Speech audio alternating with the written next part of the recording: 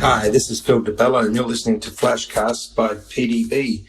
And welcome to 2020. This will be the first FlashCast to kick off 2020. And therefore, I thought a great way to start would be to pick a topic around forgiving the past so that we can create our future. So as we've all hit the end of 2019 and we're now in 2020, some of us would have already sat down and done our goals and our promises and our New Year's resolutions and focused on what we're going to achieve in 2020 and what's 2020 going to mean for us.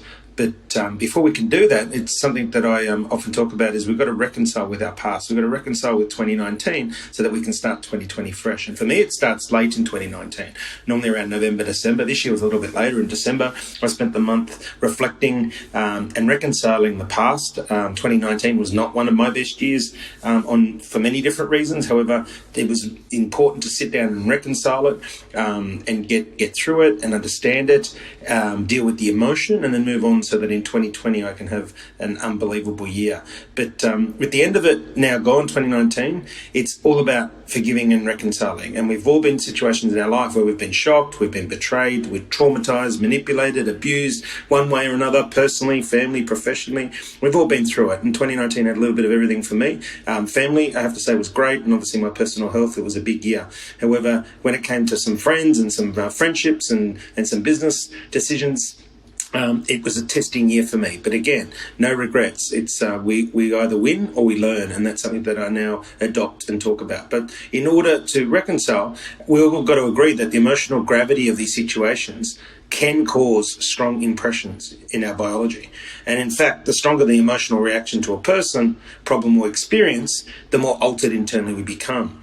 Therefore, it's so important that we reconcile, because when these types of upsets happen, our internal alarm switches on. And what happens is that we go through this stages that Dr. Joe Dispenza, which is one of my idols that I got onto through my wife Jana, and I follow a lot of his stuff. He talks about when these things happen, what happens is that at first they become a mood. So something happens, and for 1 hour, 1 day, 2 days, 3 days, we're in this bad mood. However, if we don't reconcile and deal with it, that mood all of a sudden becomes a temperament. And therefore, having something that hangs around too long goes from being a mood to a temperament. And all of a sudden, you catch yourself 3 months, 6 months. Dr. Joe says 9 months down the track, people are saying, geez, that person's changed. And it's because their mood didn't get dealt with. It became a temperament.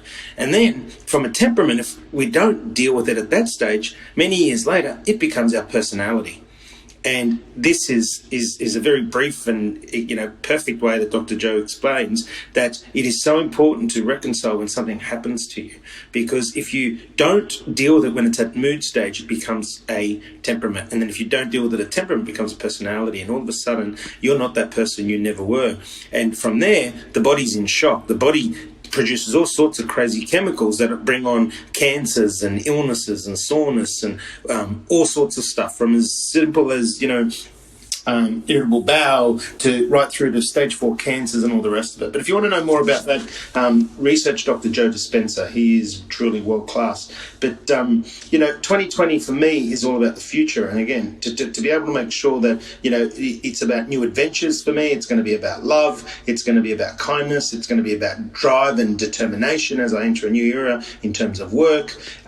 It's going to be about these things, but more importantly, it's going to also be about making sure that I'm the best version of myself. That making sure that when something happens, and it will happen negatively, that I reconcile with it as quick as I can and learn from it, so that I am living in that stage of winning or learning. We need to make sure that we're continuously working on ourselves and that we're breeding good energy around us and those of everybody else, because our emotions and feelings are detrimental to our body and the condition that our body wants to be in. It really is about the brain and living in this brain and body harmony, where the brain and the heart have complete cohesion and work together and understand that it's you that ends up with the smile on their face. We need to make sure that we're constantly being our best versions of ourselves, and that's what's so important, that we're surrounding ourselves with a lot of people that make us feel good about ourselves, but also people that keep us honest, that keep us true.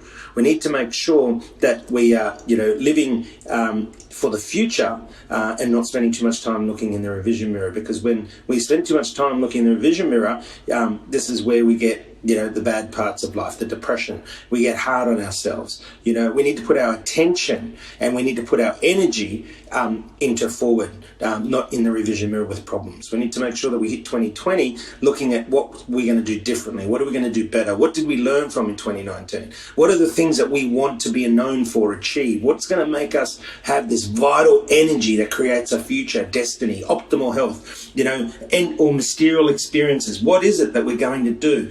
I map them out in terms of professional, family, and personal. And what I've done a little bit different this year is that I actually now talk about also, I'm talking about feelings. So some of the things I've noted down that 2020 for me is all about love and kindness, grateful and appreciation, drive and determination. It's about seeking new adventures. It's about spending more quality time with my family, my children, sharing more stories.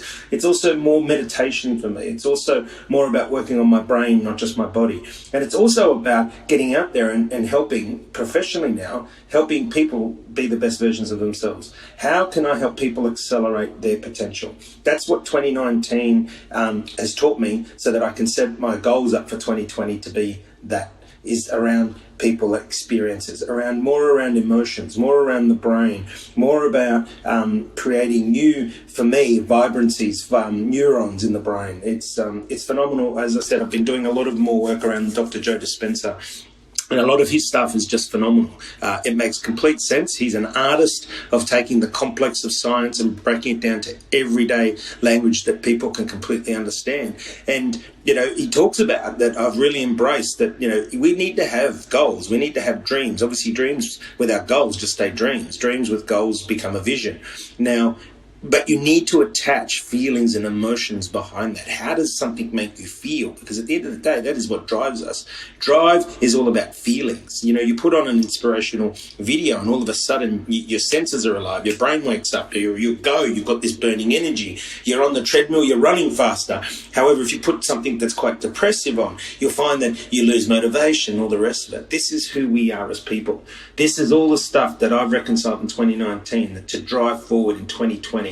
To make sure that I'm as energetic as possible, that I'm as positive as possible, that I'm showing as much love as possible. And will I fall? Of course I will. And those that are close to me, I want them to be there to help me, to remind me, to say, hey, Phil, hey, check yourself, You need to get back to where you were going. Get back in that lane that you were driving in. So, and that's what good people around you do. Family, friends. They don't judge you. They don't put you down. They raise you up. They lift you up. So make 2020 about good people, good thoughts. Make it about feelings, emotions, about new adventures. Reconcile with 2019. If you haven't done so yet, write down all the negative stuff that 2019 brought to you and reconcile on how you're going to get rid of it. How are you going to deal with it so that 2020 is not a repeat of 2019? So that 2020 actually does become the best you that you can possibly be.